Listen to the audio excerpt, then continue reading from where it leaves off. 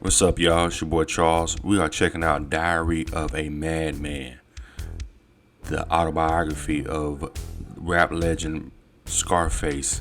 Let's go ahead and check it out. This is chapter. I think it's called the Resurrection. I don't know what chapter it is, but it's called the Resurrection. Let's go ahead and get into it, and I'm gonna come back with my reaction. Hit the thumbs up button, y'all. Appreciate it. Here we go.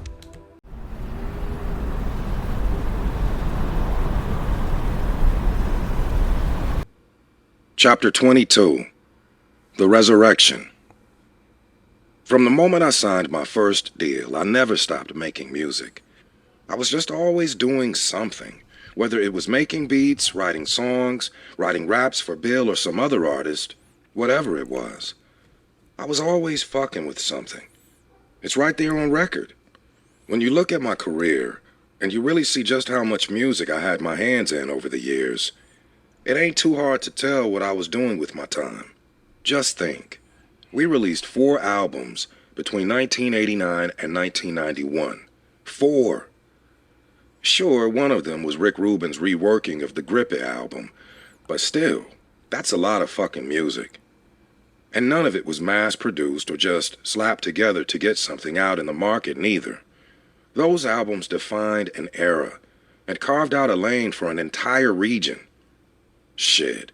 By the time Mr. Scarface's Back came out in October 1991, we'd already established a Rap-A-Lot legacy.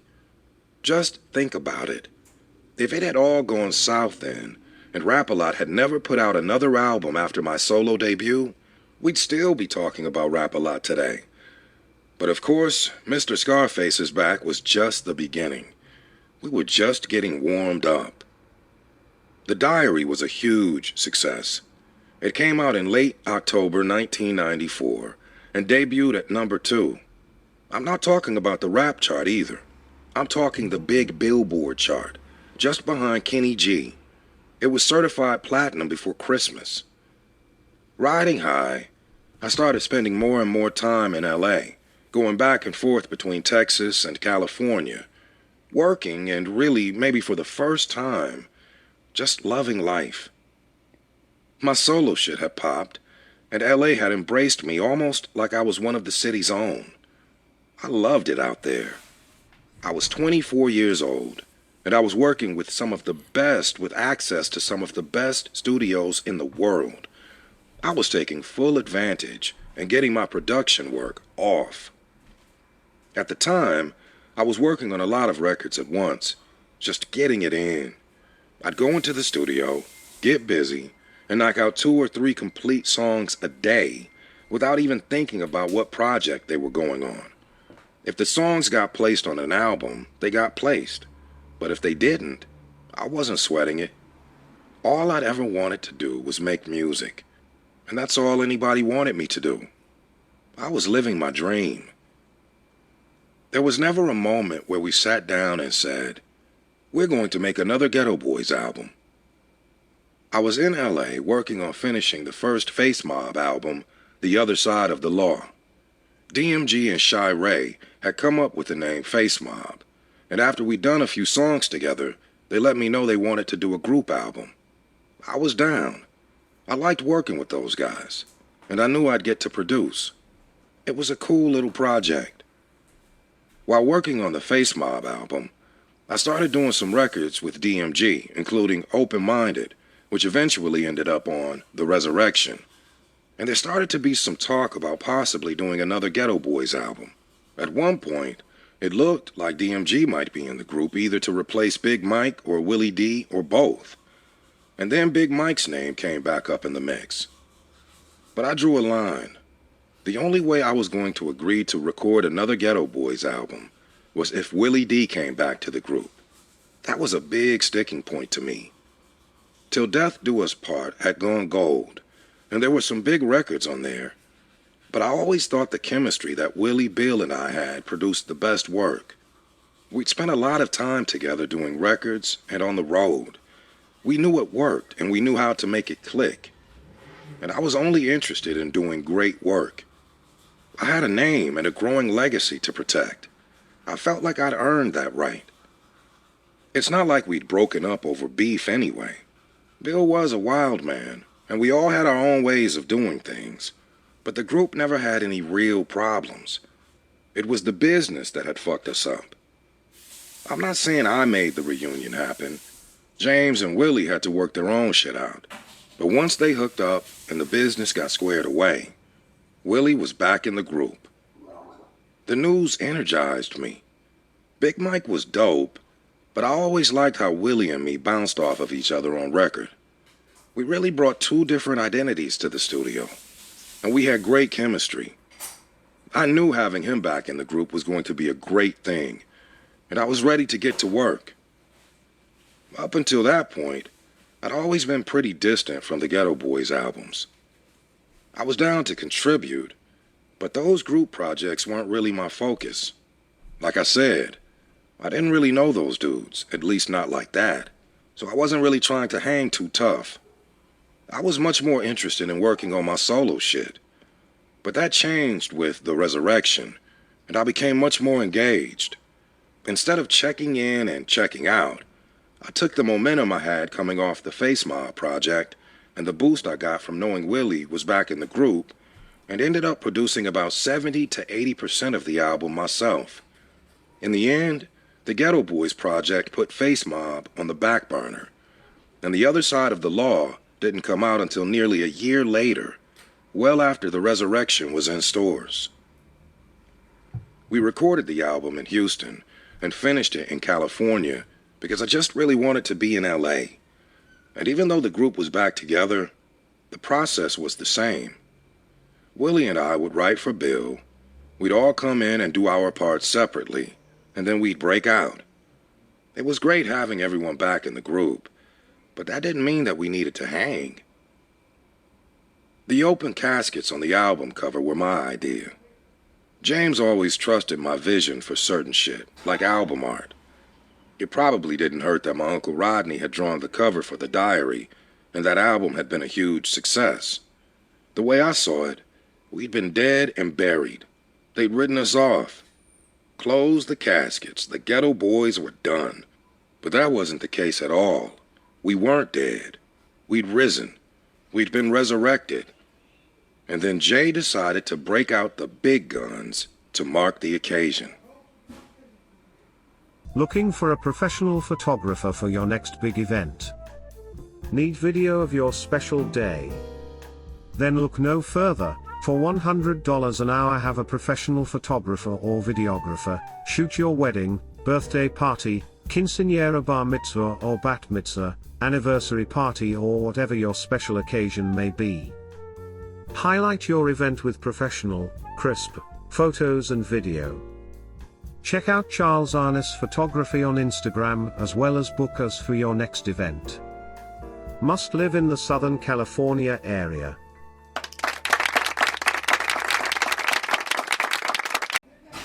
I had no idea Larry Hoover was going to be on the album until he was on that motherfucker and the album was done. That was all James. I wasn't there, and I didn't know a conversation was taking place or even in the works. We really didn't do too much talking about shit like that. It was all very quiet. We all knew what it was. So by the time James and Larry Hoover had talked and we had a recording of their conversation, we just put it on the album. It wasn't like we had a big meeting about it. If James had some shit that had to go on the album, it was going on that motherfucker whether you wanted it there or not. It wasn't a discussion. He wasn't bullying us. His whole thing was, this is what's best for us right now. This is what's best for the team. It wasn't about I, or me. It was just, this is not only better for me, but it's better for us. And it was. It was a huge fucking deal. A real great moment in rap history. But that's just the wave that James was on, even way back then. Jay's a genius for putting together those kinds of power moves that will draw attention to us and help generate buzz and controversy. He knew that making that call and getting Larry Hoover's voice on tape and then putting it on the record would be the type of shit that would make the whole world have to sit up, take note, and hit that thumbs up button, guys. tune in. You've got to understand, Larry Hoover is probably one of the most powerful men in America behind the president. A lot of people follow Larry Hoover. I'm talking a lot. And the majority of them have never even heard his voice because the country views him as such a big threat that he's been in jail since I was a child. And Jay put that together.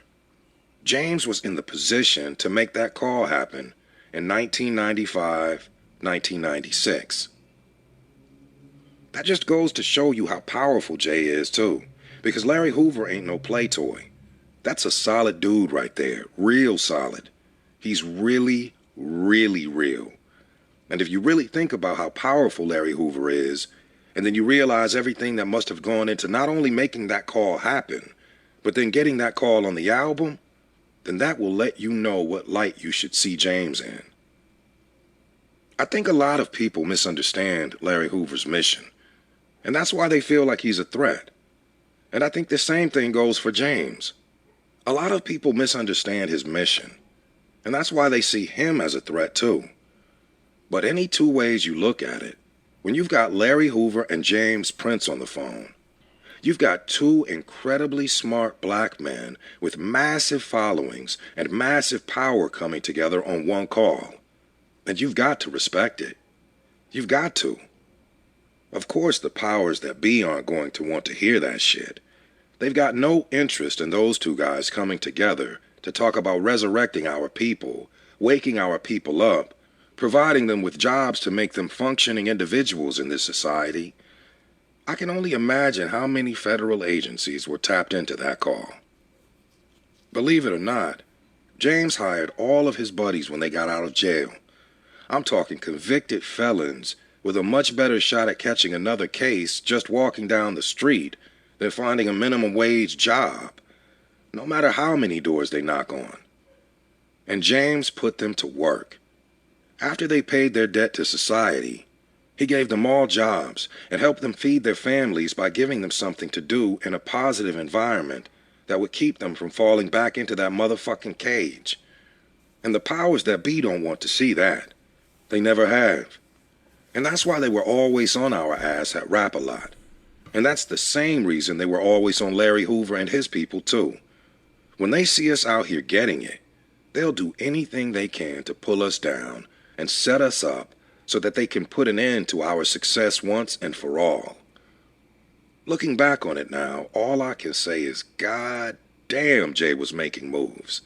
That's a smart, brilliant-ass dude who stayed bossed up and 50 steps ahead of every fucking thing. I'm talking light years ahead of everyone. I'm in my 40s now, and I'm just now grasping the concepts that James was pushing when he was in his 20s. You want to talk about reality rap or gangster rap or whatever you want to call it? We use the platform of our music to bring the voice of a ghetto prisoner to the streets of the world. We made it so his family and his friends and all of his followers who couldn't hear from him anymore, or had never heard his voice, could hear him talk that real shit about uplifting the youth and getting out the vote and making a positive change in these young people's lives. The Ghetto Boys did that, and it was a beautiful thing. The Resurrection came out on March 19th, 1996, and the fans and the critics loved it. It was the Ghetto Boys' first album to break Billboard's top 10. Till Death Do Us Part had debuted at number 11. In the end, it didn't sell quite as well as We Can't Be Stopped. The Resurrection topped out at gold, but its impact couldn't be denied. Years later, I saw something where Chris Rock said he thought the album was one of the top 25 best hip-hop albums of all time. I think the album is phenomenal. Some may disagree, but in my opinion, it's the best Ghetto Boys album we ever made.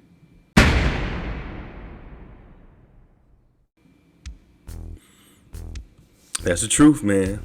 That album, Resurrection, I remember being in high school when that album came out, my senior year.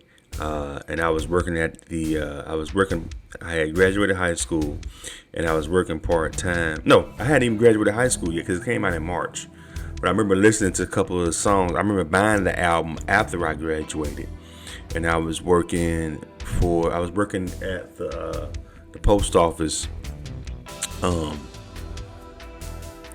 sorting mail at night. I had a little gig through the temp service. I remember that, and I remember driving to work listening to that album. And I remember my friend Kevin was like, "Hey man," he was like, "What is that?" I'm like, "That's the new Ghetto Boys album." He's like, "Oh snap!" I remember letting him borrow it for a couple days. I think he ended up dubbing it, and he gave me the CD back.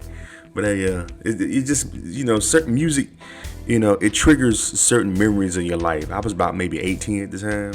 I remember I had a white Monte Carlo, raggedy Monte Carlo, and I was driving it down Orange Blossom Trail to the little mail location at night, and I was bumping that album. Yeah, The Resurrection. So anyway, this is from Diary of a Mad Man, Brad Scarface Jordan. Y'all can go ahead and check it out on Audible if y'all want to hear the rest of it. Let me know what you think in the comments, guys. Give me the thumbs up button and subscribe to Charles and World. Appreciate it.